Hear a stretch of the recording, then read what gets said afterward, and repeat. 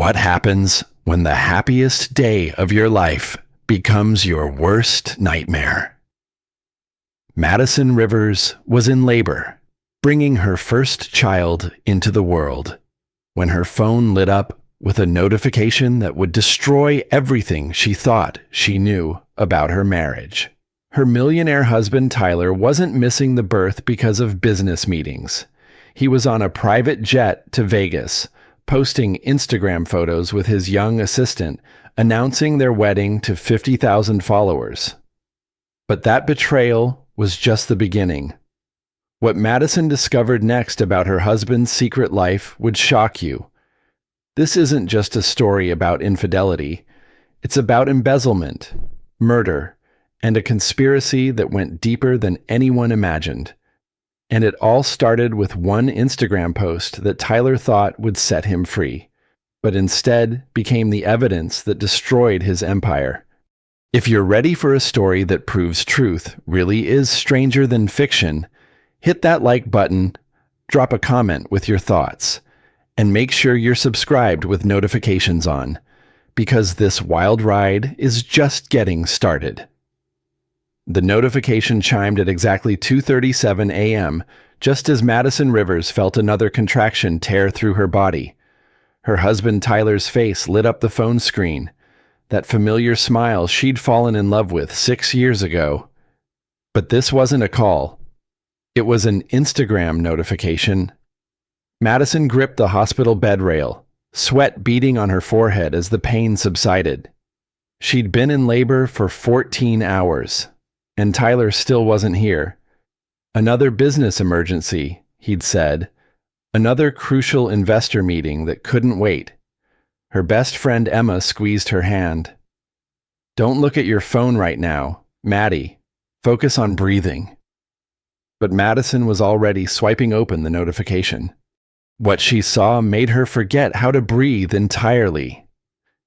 There was Tyler, her husband of 5 years, kissing a young blonde woman on what looked like a private jet. The woman wore a white dress and held a bouquet of roses. Tyler wore his lucky navy suit, the one he'd claimed was at the dry cleaners. The caption made her blood turn to ice. "Finally free to be with my soulmate. Couldn't wait any longer to make it official. Vegas bound with my true wife. Hashtag new beginnings. Hashtag real love. Hashtag blessed." The timestamp showed it was posted 2 hours ago, 2 hours after their son Mason had been born. "Madison, what's wrong?" Emma's voice seemed to come from underwater. "Your heart rate is spiking." Madison couldn't speak. She stared at the screen, watching the likes and comments pour in. Congratulations from people she knew. People who knew she was Tyler's wife. People who knew she'd just given birth to his child. Her phone buzzed with a text message from Tyler. "Hey babe, still stuck in meetings. How's my little champion doing? Sorry, I can't be there yet. This deal is worth $50 million. Kiss our boy for me." The lie was so casual, so effortless, it took her breath away. Emma grabbed the phone and her face went pale. "Oh my God, Madison! Oh my God!" The medical equipment around Madison started beeping frantically. A nurse rushed in, followed by Dr. Peterson. "Mrs. Rivers, we need you to calm down. Your blood pressure is dangerously high." But Madison was beyond calm.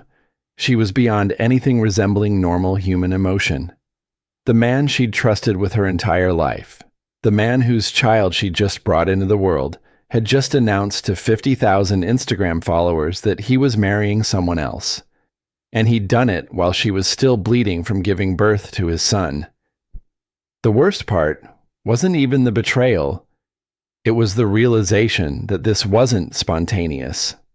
The white dress, the flowers, the professional photography, the private jet. This had been planned. Tyler had been planning his escape for weeks, maybe months, while she'd been growing his child. "Get him on the phone," Madison whispered to Emma, her voice hollow. "Get my husband on the phone right now." But even as she said the words, she wondered if Tyler Rivers was still her husband at all, or if, like everything else in her life, that had been just another beautiful lie. The woman in the photo looked young, maybe 22. She was stunning in that effortless way that only comes with youth and privilege. Madison recognized her now. Sophia Chen, Tyler's assistant, the girl who'd been working late with him all those nights, the girl who'd been helping him prepare for the IPO that was going to make them rich beyond their wildest dreams, the girl who was apparently now his wife. Emma's hands shook as she dialed Tyler's number. The phone rang once, twice, 3 times before his familiar voice answered, bright and cheerful as if he hadn't just destroyed 2 lives with a single social media post. Emma, hey, how's our new mama doing? Is my little prince giving her a hard time already? Tyler's voice carried that easy charm that had convinced Madison to give up her marketing career and trust him with their future. Emma's jaw clenched. Tyler, you need to explain what's on your Instagram right now. The silence that followed lasted exactly 7 seconds. Madison counted them, watching the machines around her bed continue their urgent beeping. Oh, Tyler's voice changed completely, dropping the fake enthusiasm. You saw that? I saw it. Emma's voice rose to a near shout. Madison saw it. Your wife, who just gave birth to your son, saw her husband announcing his marriage to another woman. What the hell is wrong with you? Look, Emma, it's complicated. The situation with Madison and me, it's been over for months. We've been living like roommates. This pregnancy was a mistake. Madison felt something inside her chest crack open. A mistake. Their son, their beautiful son, sleeping in the nursery down the hall, was a mistake. You're insane, Emma spat. You're actually insane. She's been carrying your child for 9 months. She gave up her career for you. She trusted you. I never asked her to do any of that, Tyler replied, and Madison could picture him shrugging, that casual gesture he made when he wanted to dismiss something uncomfortable. Look, I'll handle this legally. My lawyers will make sure Madison and the baby are taken care of. But Sophia and I, we're in love. Real love. Something Madison and I never had. Emma looked at Madison, whose face had gone completely white. Tyler, listen to me very carefully. Your wife almost died bringing your son into this world. She had complications. She needed emergency surgery. And you weren't here because you were marrying your assistant in Vegas. It wasn't a legal ceremony, Tyler said quickly. Just symbolic. Look, I know the timing looks bad, but I couldn't live a lie anymore. Madison will understand eventually. She's a smart woman. She'll realize this is better for everyone. Madison grabbed the phone from Emma's hand. When she spoke, her voice was deadly calm. Tyler. Madison, baby, listen. Don't call me baby. Don't ever call me that again. Madison's voice carried a strength that surprised even her. I want you to answer one question for me. Just one. Okay? When you posted that picture, when you kissed her and called her your true wife, did you think about your son at all? Did Mason cross your mind even once? The silence stretched so long Madison thought the call had dropped. When Tyler finally spoke, his voice was defensive and cold. Of course I thought about him. He's my son. I'll always take care of him financially. But Madison, I can't live in a marriage that's dead just because we have a child together. That wouldn't be fair to any of us, including him. Fair. Madison's voice broke on the word. You think what you've done is fair? I think being honest is fair. I should have told you sooner about Sophia, but I didn't want to stress you during the pregnancy. I was trying to protect you." Madison laughed, and the sound was sharp enough to cut glass. "Protect me. You announced your remarriage on Instagram while I was recovering from a C-section. You called our son a mistake. You've been living a double life for months. That's protection. Madison, you're being emotional. The hormones after birth, they make women irrational. When you've had time to think clearly." "I'm hanging up now," Madison said quietly. "And Tyler, the next time you want to communicate with me, you can do it through my lawyer." She ended the call and handed the phone back to Emma. The machines had stopped beeping. The room fell into a silence so complete, Madison could hear her own heartbeat. "Maddie," Emma whispered. "I'm so sorry." Madison stared at the ceiling, trying to process what had just happened. Her marriage was over. Her future was gone. Her son would grow up without his father, and it had all been destroyed by an Instagram post. But underneath the devastation, something else was growing, something hard and cold and determined. Tyler thought she was weak. He thought she would quietly accept whatever scraps he threw her way. He thought she was helpless without him. He was about to learn how wrong he was. 3 days later, Madison sat in her sister Jenny's living room in suburban Austin, holding Mason while he slept peacefully against her chest. The normalcy of the moment felt surreal after everything that had happened. Jenny bustled around the kitchen, bringing Madison tea and trying to pretend everything was fine, but Madison could see the worry lines creasing her older sister's forehead. The doorbell rang, and Jenny went to answer it. Madison heard muffled voices, then Jenny's sharp intake of breath. "Maddie," Jenny called, her voice tight with tension. "There's a courier here for you." Madison's stomach dropped. She carefully handed Mason to Jenny and walked to the front door where a man in a uniform held a thick manila envelope. "Madison Rivers. Yes, you've been served." The envelope felt heavy in her hands, heavier than paper should feel. She waited until the courier left before opening it. The letterhead made her knees weak. Morrison, Klein & Associates, Tyler's law firm, the same firm that handled all of Sterling Enterprises' legal work. The first document was a petition for divorce citing irreconcilable differences. The second was a temporary custody order requesting supervised visitation only for Madison, claiming she was suffering from severe postpartum depression and posed a potential danger to the child. The third document made her sit down hard on Jenny's couch. It was a restraining order. Tyler was claiming that Madison had been stalking him and Sophia, had made threatening phone calls, and had attempted to break into their shared residence. The order required Madison to stay at least 500 feet away from Tyler, Sophia, and their marital home. "This is insane," Jenny said, reading over Madison's shoulder. "None of this is true." Madison's hands shook as she read the supporting affidavit. Tyler claimed that Madison had become increasingly unstable during her pregnancy, that she had accused him of having an affair without evidence, and that she had threatened to destroy him if he ever left her.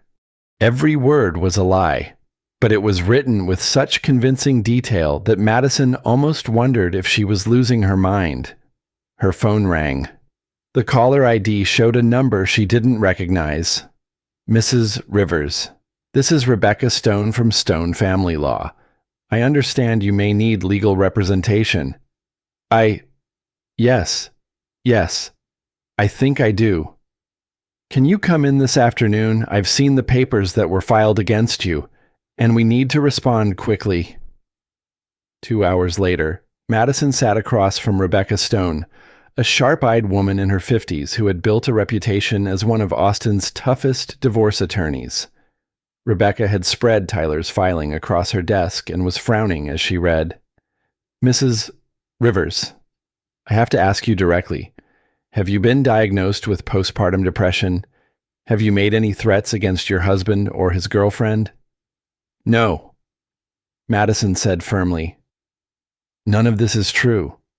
I found out about his affair because he posted about it on Instagram. I never threatened anyone. I never stalked anyone. This is all fabricated. Rebecca nodded. I believe you. But I have to tell you, your husband has filed a very sophisticated case here. The temporary custody order was granted ex parte, which means you didn't have a chance to defend yourself. The judge only heard his side. What does that mean for Mason? It means for now, you can only see your son during supervised visits at an approved facility, 2 hours a week until we can get a full hearing scheduled. Madison felt the world tilt sideways. 2 hours a week. He's 3 days old. I'm breastfeeding him. I know. We'll file an emergency motion to modify the order. But Mrs. Rivers, I need to be honest with you. Your husband clearly has significant resources, and he's hired one of the best family law firms in Texas. This is going to be expensive. Madison thought about her bank accounts. She'd given up her career when she married Tyler, had let him handle all their finances. She had access to their joint checking account, but Tyler controlled everything else. How expensive? Rebecca's expression was sympathetic but firm. My retainer alone is $25,000. If this goes to trial, you're looking at 6 figures minimum. Madison's heart sank. She had maybe $3,000 in her personal account. Tyler had always insisted she didn't need her own money, that he would take care of everything. There's something else, Rebecca continued. Your husband's attorney has already filed a motion claiming you've been financially irresponsible during the marriage. They're requesting that all marital assets be frozen pending a full financial review. What does that mean? It means you can't access your joint accounts, can't sell any marital property, can't make any significant financial decisions. You're effectively cut off until this is resolved. Madison stared out Rebecca's office window at the Austin skyline. Somewhere out there, Tyler was living his new life with Sophia, probably celebrating his legal victory. Meanwhile, she couldn't even afford to fight for her own son. Mrs. Rivers, Rebecca said gently, I hate to ask this, but do you have family who could help with legal fees? This kind of scorched earth approach usually means your husband is trying to force a quick settlement on his terms. Madison thought about her parents, retired teachers living on a pension in Ohio, Jenny and her husband Mark, who were already struggling with their own mortgage and 2 kids. I don't know, she whispered. There is one other option, Rebecca said carefully. Some attorneys will take high-asset divorce cases on contingency, especially when there's clear evidence of marital misconduct. If your husband has significant wealth, he does. His company is worth millions.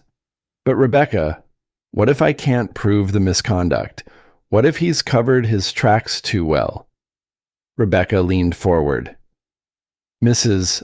Rivers, your husband posted evidence of his affair on Instagram while you were in labor. Unless he can somehow claim that was deep-faked, we have everything we need to prove adultery. In Texas, that matters for asset division. For the first time in days, Madison felt a flicker of hope, but that hope was about to be crushed in ways she couldn't imagine. Madison walked into the supervised visitation center feeling like she was entering a prison. The stark white walls and security cameras reminded her more of a police station than a place where mothers came to see their children. She'd been looking forward to this moment for 48 hours, the first time she'd be allowed to hold Mason since leaving the hospital. The social worker, a tired-looking woman named Mrs. Garcia, led Madison to a small room with plastic chairs and children's toys scattered on a worn carpet. Mason was already there, sleeping in his car seat, wearing an outfit Madison had never seen before. You have 2 hours, Mrs. Garcia said, settling into a chair in the corner with a clipboard. I'll need to document everything for the court. Madison carefully lifted Mason from his seat, her heart breaking at how much heavier he felt already. 3 days felt like a lifetime when you were missing your newborn's life. "Hi, sweet boy," she whispered, settling into the uncomfortable plastic chair. "Mommy missed you so much." Mason stirred and opened his eyes, seeming to recognize her voice. Madison felt tears spring to her eyes as he made the small grunting sounds she'd already learned meant he was hungry. "I brought a bottle," Mrs. Garcia said. "Formula, per the court order, no breastfeeding during supervised visits." Madison stared at her. "Why not?" The father's attorney expressed concerns about potential substance use. Formula feeding allows for better monitoring of the child's nutrition. The accusation hit Madison like a physical blow. Tyler was claiming she might be using drugs. Another lie. Another strategic move in his campaign to paint her as an unfit mother. She fed Mason the bottle, talking to him softly about everything they'd do together when this nightmare was over. Mrs. Garcia scribbled notes constantly, documenting every word, every gesture. Halfway through the visit, Madison's phone buzzed with a notification. Despite Mrs. Garcia's disapproving look, she glanced at it. It was another Instagram post from Tyler. This one showed him and Sophia at what looked like a high-end baby store, with Sophia holding up tiny designer outfits. The caption read, "Getting ready for our little family. Sophia is such a natural mom already. Mason is so lucky to have her in his life. Hashtag blessed. Hashtag family. Hashtag new beginnings." Madison's hands started shaking. Tyler was already introducing Sophia as Mason's mother figure to their social media audience. He was rewriting their son's story in real time. "Mrs. Rivers, are you all right?" Mrs. Garcia asked. "Fine," Madison managed, putting her phone away. But she wasn't fine. She was beginning to understand the full scope of Tyler's strategy.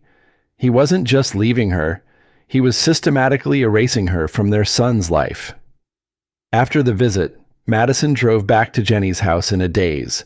She found her sister waiting with a concerned expression and a new piece of bad news. "Maddie, someone called from your bank. They said there was unusual activity on your account, and they needed to verify some transactions." Madison called the bank immediately. What she learned made her sink onto Jenny's couch in defeat. Tyler had cleaned out their joint accounts. All of them. The checking account they used for household expenses. The savings account with money from Madison's old job. Even the small account they'd been building for Mason's college fund. Everything was gone. "But how is that legal?" Jenny asked when Madison explained. "Technically, they were joint accounts," Madison said numbly. "He had every legal right to withdraw the money." Madison tried calling Rebecca Stone, but the attorney's secretary informed her that without a retainer payment, the firm couldn't proceed with representation. That evening, Madison sat on Jenny's back porch while Mason slept inside, staring at her phone and wondering how her life had become unrecognizable in less than a week. She opened Instagram, torturing herself with Tyler's posts. His latest was a video tour of what looked like a penthouse apartment, Sophia narrated, explaining how they'd found the perfect space for their new beginning. The apartment was massive, with floor-to-ceiling windows and designer furniture.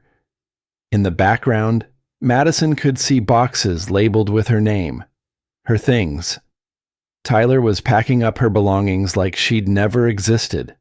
The video showed Sophia opening one of the boxes, pulling out Madison's favorite coffee mug, the one Tyler had given her for their first anniversary. Sophia laughed and said, "Ew, this is so outdated. Definitely donating this." She tossed Madison's mug into a trash bag. Madison closed the app, but the damage was done. Tyler wasn't just taking her money and her son. He was taking her entire identity, her entire history, and disposing of it like garbage. Her phone rang. Unknown number. Madison Rivers, Yes. This is Jake Morrison. I work with Tyler at Sterling Enterprises. I think we need to talk. Madison recognized the name. Jake was Tyler's business partner and chief financial officer, one of the few people at the company Tyler seemed to genuinely respect.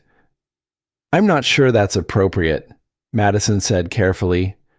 Given the circumstances, Mrs. Rivers, I'm calling because I think you deserve to know what's really happening here. Tyler isn't just cheating on you. He's been stealing from the company. And if I'm right about what he's planning, you and your son are in a lot more danger than you realize. Madison's blood ran cold. What kind of danger? The kind where people disappear to non-extradition countries with offshore bank accounts full of money that doesn't belong to them. Can you meet me tomorrow, somewhere public? What I have to show you could change everything. As Madison hung up the phone, she realized that Tyler's Instagram post might have been more than just a cruel announcement. It might have been a declaration of war. And she was about to discover that this war had been going on much longer than she'd thought. Madison chose a busy Starbucks in downtown Austin for her meeting with Jake Morrison. She needed witnesses, needed the safety of crowds, because nothing in her world felt safe anymore.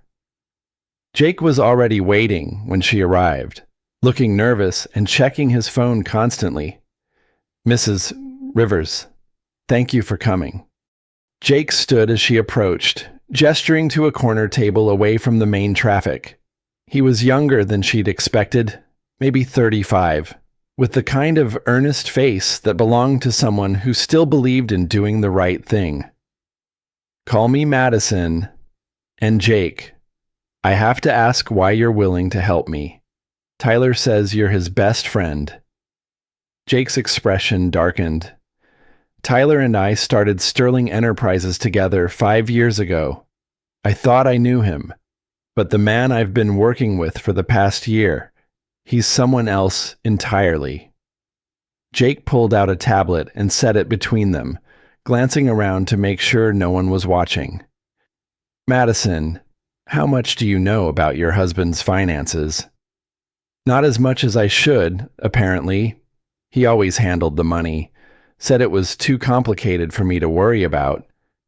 Tyler's been telling people that Sterling Enterprises is worth $50 million and that we're about to go public with a $100 million IPO. Madison nodded. That's what he told me. He said we were going to be set for life. Jake's face was grim. Madison, Sterling Enterprises is broke. We're $3 million in debt. There is no IPO. There never was. The words hit Madison like ice water. That's impossible.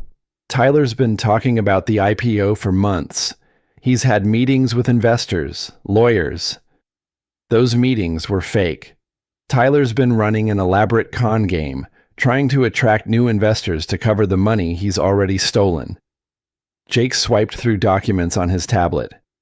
Look at these bank transfers. $2.7 million moved from company accounts to personal accounts Tyler controls. All of it happened in the past 6 months. Madison stared at the financial records, numbers blurring together as she tried to process what Jake was telling her. He stole almost $3 million. From his own company, from investor funds, from employee retirement accounts. Jake's voice was tight with anger. Madison, Tyler hasn't just been cheating on you. He's been planning his escape for months. The marriage to Sophia, the divorce from you. It's all part of his exit strategy. I don't understand. Why would he need an exit strategy? Because when the investors realize they've been defrauded, when the employees find out their retirement money is gone, Tyler's going to prison for a very long time. Unless he disappears first. Madison's hand shook as she reached for her coffee. You think he's planning to run? I think he's already running. Sophia isn't just his girlfriend. Madison, she's his accomplice. Look at this. Jake showed her a series of documents on his tablet: bank account openings in the Cayman Islands, property purchases in countries with no extradition treaties, flight records showing Tyler and Sophia had made 3 trips to Dubai in the past 2 months. He's been setting up a new life offshore. And Madison, I think he's planning to take Mason with him. The coffee cup slipped from Madison's hand, spilling across the table. He can't do that. The court order says I have visitation rights. Court orders don't matter in Dubai. If Tyler takes Mason there, you may never see your son again. Madison felt the room spinning around her.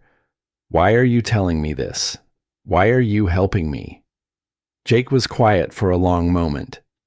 Because Tyler destroyed my life too. The company was my dream as much as his. I put everything I had into it. My wife left me because I was working 100-hour weeks trying to make it succeed. And now I find out it was all built on lies. He leaned forward, his voice intense.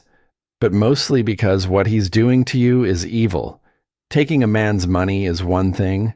Taking a mother's child is something else entirely. Madison wiped tears from her eyes. Jake, what you're showing me, this could destroy him. You could go to the FBI. I could. But Madison, Tyler's been very careful about covering his tracks. He's made it look like I was complicit in the fraud. If I come forward, I go down with him. My only option is to disappear and hope he doesn't frame me for the whole thing. So what do you want me to do? Take this evidence to your divorce attorney, file for emergency custody, get a court order preventing Tyler from taking Mason out of the country. Do it before he realizes what we know. Jake transferred the files to a USB drive and handed it to Madison. Everything is on there. Bank records, emails, flight manifests. Enough to prove Tyler's been planning this for months. As Madison pocketed the drive, Jake grabbed her arm gently. Madison, be careful. Tyler's desperate, and desperate people do terrible things. Don't let him know you have this information until you're ready to use it. Madison drove back to Jenny's house with her mind racing. For the first time since the Instagram post, she felt like she had a weapon to fight back with. Tyler thought he'd left her powerless, but Jake's evidence could change everything. She called Rebecca Stone's office and left an urgent message about new evidence in her case. She scheduled an emergency meeting for the next morning. That night, Madison couldn't sleep. She kept checking on Mason in his crib, reassuring herself that he was safe, but Jake's words echoed in her mind. If Tyler takes Mason to Dubai, you may never see your son again. At 3 a.m., her phone buzzed with a text from an unknown number. Stop digging or you'll regret it. This is your only warning. Madison stared at the message, her blood running cold. Someone knew about her meeting with Jake. Someone was watching, and that someone was about to make sure she never got the chance to use Jake's evidence against Tyler. Madison arrived at Rebecca Stone's office the next morning with Jake's USB drive clutched in her hand like a lifeline. For the first time in a week, she felt like she had real ammunition in the fight for her son. Rebecca's secretary led her to the conference room, but instead of the attorney, she found 2 men in dark suits waiting for her. Mrs. Rivers, I'm Detective Morrison with Austin Police Department. This is Agent Chen from the FBI. We need to ask you some questions. Madison's mouth went dry. Questions about what? About your relationship with Jake Morrison and the allegations you've been making against your husband. Agent Chen gestured for Madison to sit down. Mrs. Rivers, we understand you've been going through a difficult divorce. Sometimes in emotional situations, people make poor choices. We're hoping you'll cooperate with us. I don't understand what's happening here. Detective Morrison opened a file folder and spread several photographs across the table. They showed Madison meeting with Jake at Starbucks, Jake handing her the USB drive. Jake leaning forward as if sharing secrets. Mrs. Rivers, Jake Morrison is under investigation for embezzling $3 million from Sterling Enterprises. Yesterday, you were seen receiving what appears to be evidence or payment from Mr. Morrison. We need to know what he gave you. Madison's hands shook as she looked at the photos. He was trying to help me. He was showing me evidence that Tyler has been stealing from the company. Agent Chen exchanged a look with Detective Morrison. Mrs. Rivers, your husband Tyler Rivers came to us 3 days ago with evidence that Jake Morrison has been systematically stealing from their company. Mr. Morrison apparently became aware of the investigation and has been attempting to frame Mr. Rivers for his crimes. The room started spinning. That's not true. Jake showed me bank records. Tyler's been moving money to offshore accounts. Mrs. Rivers, Detective Morrison said gently. The bank records Mr. Morrison showed you were falsified? We verified this with the banks. Mr. Morrison is a skilled computer programmer. Creating fake financial documents would be easy for someone with his expertise. Madison pulled out the USB drive. Everything's on here. You can verify it. Agent Chen took the drive and plugged it into a laptop. After a few minutes of typing, he shook his head. Mrs. Rivers, this drive contains fabricated bank records and forged emails. None of this evidence is real. But the account numbers, the transactions, all fictional. Mrs. Rivers, I'm afraid you've been the victim of a sophisticated manipulation. Mr. Morrison has been using your divorce proceedings to further his own agenda. Madison felt like she was drowning. Where is Jake now? Mr. Morrison disappeared last night. We believe he's fled the country. Mrs. Rivers, we need to know if he gave you anything else. Money, additional drives, instructions for hiding assets. No, nothing. I swear. I thought he was helping me save my son. Detective Morrison closed his file. Mrs. Rivers, we're not charging you with anything at this time, but we strongly advise you to cooperate fully with your husband's legal team and distance yourself from this matter immediately. After the agents left, Madison sat alone in the conference room, staring at the photos of her meeting with Jake. Rebecca Stone finally appeared, looking harried and apologetic. Madison, I'm so sorry. The FBI contacted me this morning. They said you might be involved in some kind of fraud investigation. Rebecca, Tyler's been lying about everything. The company, the money, his relationship with Sophia. I know he has. Rebecca sat down across from her, her expression sympathetic but firm. Madison, I believe you, but legally, we have a problem. Your husband's attorney has filed a motion claiming you've been working with Jake Morrison to hide marital assets and fabricate evidence. The FBI investigation gives credibility to their claims. What does that mean? It means the court is going to see you as someone who's been conspiring with a known embezzler to defraud your husband. Your credibility is destroyed. Madison put her head in her hands. This is all planned, isn't it? Tyler set this up. He knew Jake would contact me. Madison, even if that's true, we can't prove it. And frankly, without a significant retainer, I can't continue representing you in a case this complex. That afternoon, Madison returned to Jenny's house feeling more hopeless than ever. Tyler had outmaneuvered her completely. Not only had he taken her money and her son, he'd made her look like a criminal in the process. Her phone rang. Tyler's name appeared on the screen. Hello, Madison. His voice was calm, almost friendly. I heard you had an interesting morning. You orchestrated this whole thing. I protected myself and my son from a woman who's clearly having a mental breakdown. Madison, Jake Morrison is a criminal. The fact that you believed his lies just proves how unstable you've become." Madison closed her eyes. "What do you want, Tyler?" "I want to offer you a way out of this mess.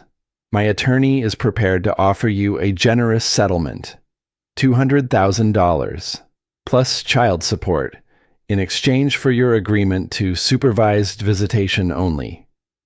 $200,000, Tyler. Your company is worth millions." Tyler laughed. "My company is worth exactly what the market says it's worth. And right now, with all this fraud investigation, that's not very much. This is a good offer. Madison, I suggest you take it. And if I don't, then you'll spend the next 2 years fighting criminal charges and divorce proceedings you can't afford. You'll lose everything, including any chance of seeing Mason grow up." Madison hung up the phone and walked to the window where she could see Jenny's children playing in the backyard. Normal kids living normal lives with parents who loved them and stayed together. Her phone buzzed with a text from Tyler. "You have 24 hours to accept the offer. After that, it's off the table permanently." That night, Madison lay awake staring at the ceiling, feeling like she was trapped in a nightmare with no way out. Tyler had won. He'd systematically destroyed her finances, her credibility, her legal options, and her hope. But as she listened to Mason breathing in his crib beside her bed, something inside Madison hardened. Tyler thought he'd broken her completely. He thought she would take his pathetic settlement and disappear quietly. He was about to learn that the mother of his child was stronger than he'd ever imagined, and that sometimes, when you have nothing left to lose, you become the most dangerous person in the room. Madison woke up to Mason crying and the sound of sirens in the distance. It was barely dawn, but her phone was already buzzing with notifications. She picked up Mason and checked her messages, her heart sinking as she read the breaking news alert: local tech executive found dead in apparent car accident. The article included a photo that made Madison's blood turn to ice. Jake Morrison, the man who'd tried to help her just 2 days ago, was dead. His car had gone off a bridge at 3 a.m, a single vehicle accident with no witnesses. Madison's hands shook as she called the number from the news article. When a police spokesperson answered, she identified herself and asked about the investigation. "Ma'am, Mr. Morrison appears to have been driving under the influence. His blood alcohol was twice the legal limit. Tragic situation, but accidents happen when people make poor choices." Madison hung up, knowing in her bones that Jake's death was no accident. Tyler had eliminated the one person who could expose his crimes, and he'd done it in a way that looked completely natural. Her phone rang. Emma's name appeared on the screen. "Madison, have you seen the news? That man you met with, Jake Morrison?" "I know." "Emma, I think Tyler had him killed." "That's insane. You can't just kill people and get away with it. You can if you have enough money and if everyone already thinks your victim is a criminal." Madison walked to the window, looking out at Jenny's quiet suburban street. Somewhere out there, Tyler was probably having breakfast with Sophia, planning their new life while the man who'd tried to expose him was lying in a morgue. "Emma, I need to ask you something, and I need you to be completely honest." "Okay. Do you think I'm losing my mind? Do you think I'm seeing conspiracies that aren't there?" Emma was quiet for a long moment. "Madison, the woman I've known for 10 years, is the most rational, level-headed person I know. If you think Tyler is capable of murder, then I believe you. But believing me and proving it are two different things. So what are you going to do?" Madison looked down at Mason, who had fallen back asleep in her arms. Her son deserved better than a father who was a thief and possibly a murderer. He deserved a mother who would fight for him, no matter the cost. I'm going to do something Tyler won't expect. I'm going to tell the truth. That afternoon, Madison drove to the offices of Austin's most popular morning news show. She'd called ahead and spoken to investigative reporter Sarah Kim, whose exposés on local corruption had won several journalism awards. "Mrs. Rivers, I appreciate you coming in, but I have to tell you, domestic disputes aren't usually the kind of story we cover." Madison set her phone on Sarah's desk and opened Tyler's Instagram account. "This isn't a domestic dispute. This is about a man who announces his remarriage while his wife is in labor, then uses his wealth and connections to cover up embezzlement and possibly murder." Sarah's expression changed as Madison walked her through the timeline. The Instagram posts, Jake's evidence, Jake's convenient death, Tyler's systematic destruction of Madison's life. "Mrs. Rivers, these are serious allegations. Do you have any proof beyond circumstantial evidence?" Madison pulled out her phone and showed Sarah something she'd discovered that morning. "Tyler's been documenting his own crimes on social media. Look at the timestamps on these posts." She showed Sarah a series of Tyler's Instagram stories from the past month. Photos of expensive restaurants, luxury shopping trips, private jet flights, all time-stamped during hours when Tyler claimed to be in crucial business meetings. "Sarah, my husband told investors he was working around the clock to prepare for the IPO, but his social media shows him spending money like water and living like he's already rich. This is a man who was stealing from his own company to fund a lifestyle he couldn't afford." Sarah leaned forward, interested now. "And you think his marriage to Sophia was part of an exit strategy?" "I think Tyler's been planning to disappear for months. The divorce, the custody battle, Jake's death. It's all designed to keep me distracted while he moves money offshore and prepares to flee. Mrs. Rivers, if what you're saying is true, why come to me instead of the FBI?" Madison's laugh was bitter. "Because Tyler's already convinced the FBI that I'm an unstable ex-wife who was working with Jake to fabricate evidence. But Sarah, there's one thing Tyler didn't count on." "What's that?" "He's been posting his crimes on Instagram for 50,000 followers to see. He's so narcissistic, so convinced of his own invincibility, that he's created a public record of everything he's done wrong." Sarah spent the next hour reviewing Tyler's social media presence with Madison, the expensive purchases that coincided with missing company funds, the timeline of his relationship with Sophia that proved he'd been planning his exit for months, the suspicious timing of every major development in Madison's legal case. "Mrs. Rivers, I can't promise anything, but I think you might have something here. If Tyler Rivers has been using social media to document financial crimes, that's a story worth investigating." "Sarah, there's something else. I think Tyler's planning to leave the country soon. If he disappears with my son..." "How long do you think we have?" Madison thought about Tyler's 24-hour ultimatum to accept his settlement offer. "Maybe days, maybe hours." Sarah stood up, already reaching for her camera equipment. "Then we'd better work fast." As Madison left the news station, she felt something she hadn't experienced in weeks: hope. Not the naive hope of someone who believed in justice, but the cold, determined hope of someone who was finally fighting back.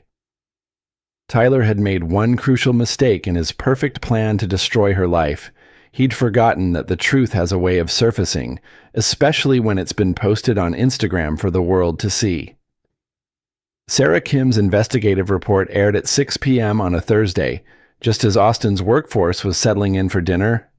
Madison watched from Jenny's living room, holding Mason and trying not to shake as Sarah's voice filled the room with devastating precision. "Tonight, An exclusive investigation into allegations of fraud, embezzlement, and domestic abuse involving Tyler Rivers, CEO of Sterling Enterprises, a tech company that claims to be preparing for a $100 million public offering. The screen filled with Tyler's Instagram posts, a carefully curated timeline of luxury and excess. Sarah's voice narrated over images of private jets, expensive dinners, and designer shopping trips. But these social media posts tell a different story than the one Rivers has been telling investors. While claiming to work around the clock preparing for an IPO, Rivers was actually living a lifestyle that far exceeded his company's actual revenue.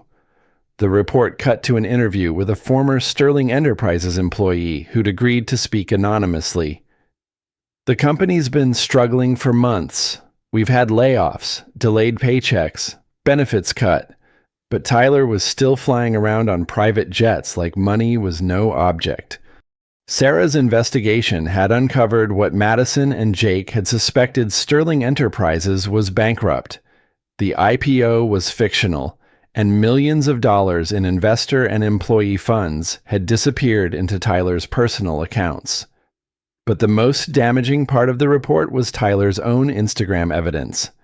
Sarah had forensically analyzed the metadata from his posts, proving that many of his business trips were actually luxury vacations with Sophia, paid for with company money. The final segment focused on Jake Morrison's death and the suspicious timing of his car accident just hours after meeting with Madison. Jake Morrison had reportedly gathered evidence of financial misconduct at Sterling Enterprises and was planning to turn that evidence over to federal authorities. His death in a single car accident has left many questions unanswered.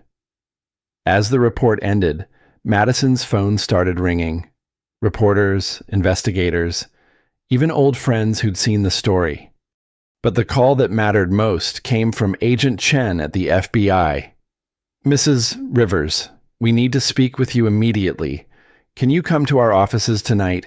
2 hours later, Madison sat in the same FBI conference room where she'd been accused of fraud just days earlier. But this time, Agent Chen's tone was completely different. "Mrs. Rivers, we owe you an apology. Our investigation into Jake Morrison was based on information provided by your husband. Information that now appears to have been deliberately falsified." Detective Morrison spread new documents across the table. "We've been analyzing your husband's financial records since the news report aired. The evidence suggests that Tyler Rivers has been systematically embezzling from his own company for at least 8 months. "What about Jake's death?" Madison asked. Agent Chen's expression was grim. "We're reopening that investigation. Mr. Morrison's car showed signs of mechanical tampering that were missed in the initial examination. We're now treating his death as a potential homicide." Madison felt a mixture of vindication and horror. She'd been right about Tyler, but being right meant that her son's father was not just a thief, but potentially a killer. "Agent Chen, Tyler offered me a settlement yesterday. He gave me 24 hours to accept. I think he's planning to leave the country." "Mrs. Rivers, we've already frozen all of Tyler Rivers' known accounts and issued a warrant for his arrest. But you're right to be concerned. Men with his resources often have escape plans we're not aware of." Detective Morrison leaned forward. "We need you to contact Tyler and arrange to meet him. With your permission, we'd like to monitor that meeting." "You want me to wear a wire?" "We want to catch him before he disappears. And Mrs. Rivers, if he's been planning to take your son with him." Madison's blood ran cold.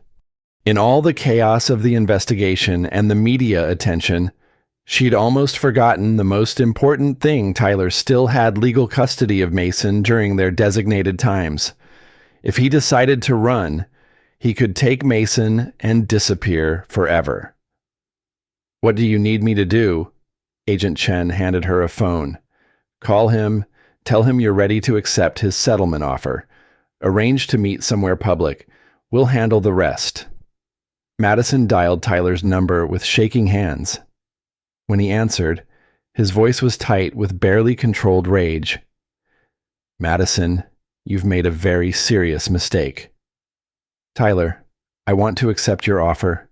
I want to end this. There was a long pause. It's too late for that now. You've destroyed everything with your ridiculous conspiracy theories.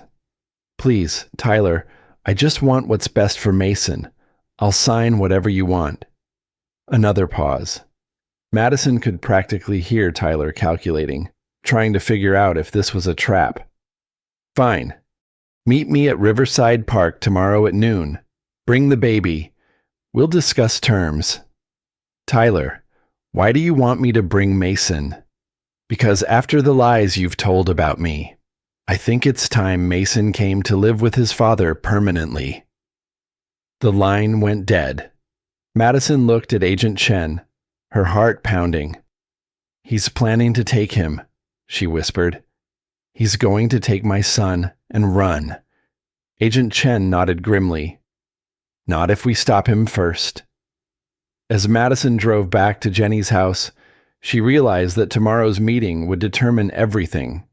Either Tyler would be arrested and Mason would be safe, or her son would disappear forever into a world where Tyler's money could buy new identities and unlimited protection. She thought about Tyler's Instagram posts, his arrogant documentation of his own crimes. His narcissism had been his downfall, but it had also made him dangerous. A man who believed he was untouchable was capable of anything. Tomorrow, Madison would find out just how far Tyler was willing to go to protect his secrets, and whether a mother's love was stronger than a criminal's desperation. Riverside Park was bustling with families on the warm Friday afternoon. Madison arrived early, pushing Mason in his stroller and trying to look casual while scanning for the FBI agents she knew were positioned throughout the area. Agent Chen had assured her that Tyler wouldn't be allowed to leave with Mason, but her heart hammered against her ribs anyway. Tyler appeared exactly at noon, walking alone across the grass with the confident stride of a man who still believed he controlled the situation. He wore expensive sunglasses and carried himself like he was attending a business meeting rather than potentially committing kidnapping. Madison. He leaned down to peer at Mason in the stroller, and Madison's protective instincts flared. He's gotten bigger. Tyler, before we talk about anything else, I need to know. Did you hurt Jake Morrison? Tyler's laugh was cold. Jake Morrison was a drunk and a thief who drove his car off a bridge.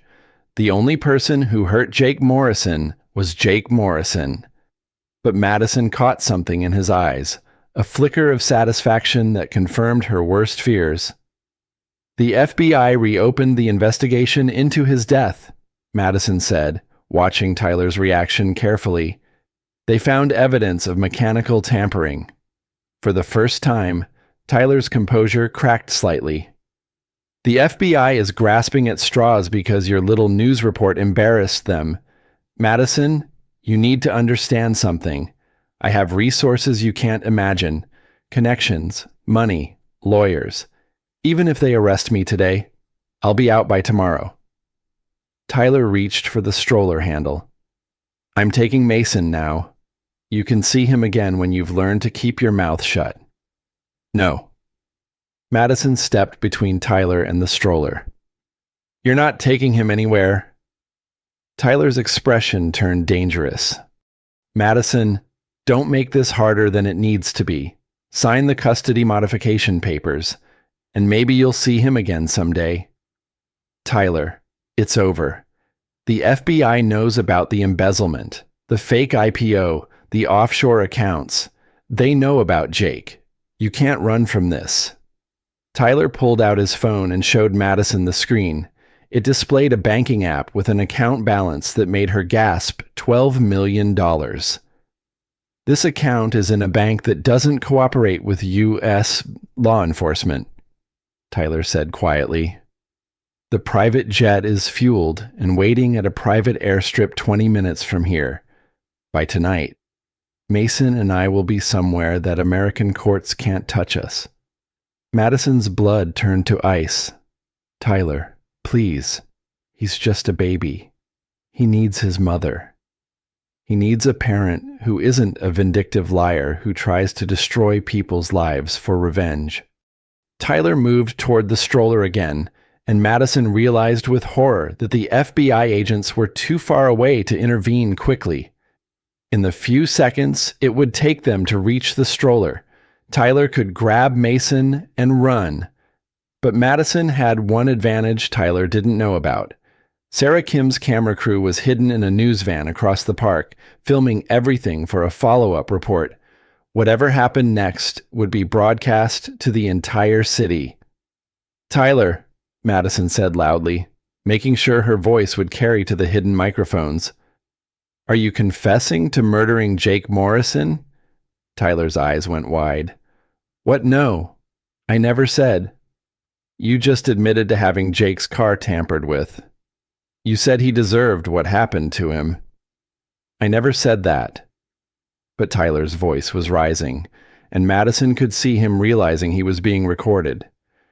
You also just admitted to embezzling $12 million and planning to flee the country with my son. Tyler spun around, suddenly aware of the people in the park watching them. Some had pulled out phones and were recording. Others were backing away, sensing danger. You set me up, Tyler hissed. This whole meeting was a setup. The same way you set up Jake. The same way you've been setting me up for months. Tyler's hand moved toward his jacket, and Madison's heart stopped, but instead of a weapon, he pulled out a document. Sign this, he demanded, thrusting papers at Madison. Sign custody over to me right now, or I swear to God, Madison, you'll regret it. Madison looked at the papers. They would give Tyler permanent custody and allow him to take Mason anywhere in the world without her permission. No, she said simply. Tyler's face contorted with rage. He reached for Mason's stroller, but Madison grabbed the other side. For a terrifying moment, they were both pulling on the stroller with Mason crying between them. Tyler Rivers, FBI, step away from the child. Agent Chen appeared from behind a tree, weapon drawn, with Detective Morrison and 4 other agents surrounding them. Tyler froze, his hands still on the stroller. Mr. Rivers, you're under arrest for embezzlement, fraud, and conspiracy to commit murder. Tyler looked around at the agents, then at Madison, then at the growing crowd of park visitors recording everything on their phones. His carefully constructed world was collapsing in real time, and this time, there would be no way to spin the narrative. This is harassment, Tyler said, but his voice lacked conviction. I want my lawyer. As Agent Chen read Tyler his rights, Madison lifted Mason from the stroller and held him close. Her son was safe. Tyler would never be able to take him away again. But as the agents led Tyler toward their vehicles, he turned back to Madison one last time. This isn't over, he called out. You have no idea what you've started. Madison watched the FBI car drive away with Tyler in the back seat, finally allowing herself to breathe freely for the first time in weeks. But Tyler's final words echoed in her mind. Men like Tyler Rivers didn't go down quietly. And even from prison, they found ways to hurt the people who'd crossed them.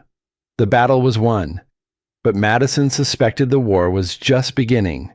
6 months later, Madison sat in a federal courthouse watching Tyler Rivers accept a plea bargain that would send him to prison for 15 years.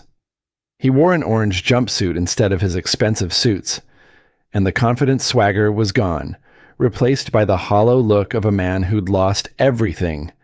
The charges were extensive embezzlement, securities fraud, conspiracy, and conspiracy to commit murder in Jake Morrison's death. Tyler's lawyers had negotiated the plea to avoid a trial that could have resulted in life in prison, but 15 years meant Mason would be 18 before his father was eligible for parole. Madison felt no satisfaction watching Tyler's downfall, only a profound sadness for the man she'd once loved, and the father Mason would never really know. After the hearing, Agent Chen approached Madison in the courthouse hallway. "Mrs. Rivers, I wanted to update you on the financial recovery. We've managed to freeze and recover most of the stolen funds. The Sterling Enterprises employees will get their retirement money back, and the investors will recover about 80% of their losses. What about Tyler's personal assets? The house, the cars, the artwork. It's all being liquidated to pay restitution. But Mrs. Rivers, there's something else. Tyler had a life insurance policy worth $2 million with Mason as the beneficiary. Since Tyler's still alive, you can't claim it yet. But when the time comes, your son will be financially secure." Madison nodded, processing the information. She'd moved back into the Austin house after Tyler's arrest, but it felt like a museum of someone else's life. She was planning to sell it and buy something smaller, something that felt like home instead of a monument to Tyler's ego. "Agent Chen, what about Sophia? What happened to her?" Sophia Chen was deported back to China. Turns out her visa had expired months ago, and her marriage to Tyler was never legally recognized. She's facing fraud charges there related to money laundering. As Madison left the courthouse, she thought about the twists her life had taken. A year ago, she'd been a stay-at-home wife living in luxury and ignorance. Now she was a single mother starting over. But she was also stronger than she'd ever imagined possible. Her phone buzzed with a text from Emma. "How did it go?" Madison typed back, "It's finally over." But it wasn't really over. It was a beginning. Madison had used her experience to start a nonprofit organization helping other women escape financial abuse and manipulation. She'd written a book about her ordeal, with proceeds going to support legal aid for women in similar situations. The Instagram posts that had destroyed her marriage had become evidence in her book, a case study in how social media could both reveal truth and enable deception. Most importantly, she'd learned to trust her own instincts again. The woman who'd been gaslit and manipulated by Tyler Rivers no longer existed. In her place was someone who understood that real strength came not from avoiding conflict, but from facing it head-on. That evening, Madison sat on the porch of her new house, a modest but comfortable home in a neighborhood where children played in the yards and families had dinner together. Mason, now 10 months old, sat in her lap babbling happily as they watched the sunset. Her phone chimed with a notification. For a moment, Madison's heart rate spiked, conditioned by months of dreading Tyler's messages. But this was different. It was a LinkedIn message from a woman named Sarah. "Hi, Madison. I read your book and wanted to thank you. My husband has been controlling our finances and isolating me from my friends. Your story gave me the courage to contact a lawyer. I'm filing for divorce next week. Thank you for showing me that it's possible to fight back and win." Madison smiled, typing back, "You're stronger than you know. You've got this." As the stars appeared overhead, Madison thought about the journey that had brought her here. Tyler had tried to erase her, to reduce her to nothing more than a discarded wife and silenced victim. Instead, he'd accidentally created something much more dangerous to men like him, a woman who refused to be silenced and who was determined to help others find their own voices. Madison looked down at Mason, who had fallen asleep in her arms. Tomorrow, she would tell him a story about dragons and princesses, but not the kind where the princess waited to be rescued. She would tell him about the kind of princess who picked up a sword and fought her own battles, who turned her pain into power and used that power to protect others. The story would be true because it was her story, and now it was his legacy too. In the distance, Madison could hear other families in their homes, living their normal, beautiful, complicated lives. She was part of that community now, not as Tyler Rivers' wife or as a victim of his crimes, but as Madison Rivers, author, advocate, mother, and survivor. The nightmare was over. The real life was just beginning. And sometimes, Madison reflected as she carried her sleeping son inside, the real life was even better than the fairy tale had ever been. For the first time in longer than she could remember, Madison Rivers was exactly where she belonged home, safe and free to write her own ending.